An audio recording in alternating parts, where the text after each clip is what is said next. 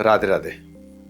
अब हम बात करते हैं कि साउथ का कौन सा हिस्सा सबसे खतरनाक होता है।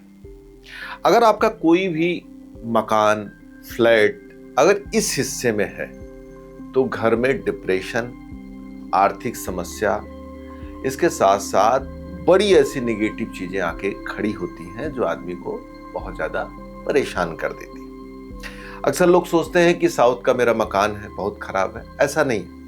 उसके कुछ हिस्से विशेष में यह समस्या बहुत ज्यादा पाई जाती है।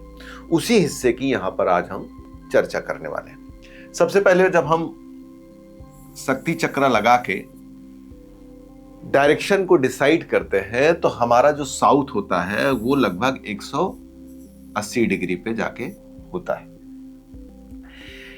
इसके बाद जो यस 6 होता है और यस 7, हम उसकी चर्चा करने वाले हैं। यस 6 और यस 7, अगर आपका मकान मुख्य द्वार इन दो जगहों पे है, यस 6 यस 7 पे है, तो ये मान के चलिए अर्थात साउथ के, जैसे साउथ को हम 9 भागों में डिवाइड कर लेते हैं, उसमें साउथ के डिवाइड करने के बाद जो 6वां और 7वां हिस्सा आता है, अर्थात मंगल और राहु के मध्य वाला स्थान। मंगल यहां पे होते हैं और राहु केतु यहां पे होते हैं।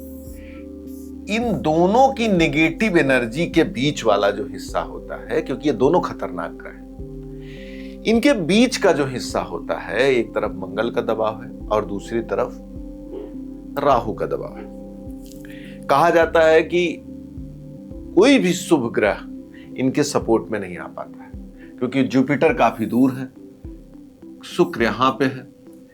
ये हिस्सा जो होता है सबसे ज्यादा खतरनाक माना जाता है। किन अर्थों में सबसे ज्यादा खतरनाक माना जाता है? सबसे पहले अगर यहां पे मुख्य द्वार है तो बहुत खतरनाक। अगर आपके घर में कोई बच्चा है, मान लीजिए गेट यहां पे नहीं है, लेकिन आपके घर में किसी एक आदमी को मानसिक, शारीरिक या तमाम दिक्कतें आ रही हैं, तो जाके टेस्ट करिए कहीं इस हिस्से में घर के तो नहीं सो रहा है। या आप पैसा ला के रख रहे हैं और पैसा रखने के बाद वो खत्म हो जा रहा है, गायब हो जा रहा है, तो हो सकता है कि वह इसी जोन में हो, अर्थात यस 7 या यस 6 में हो। जब हम इसको देखते हैं तो ये डिस्पोजल का प्लेस होता है।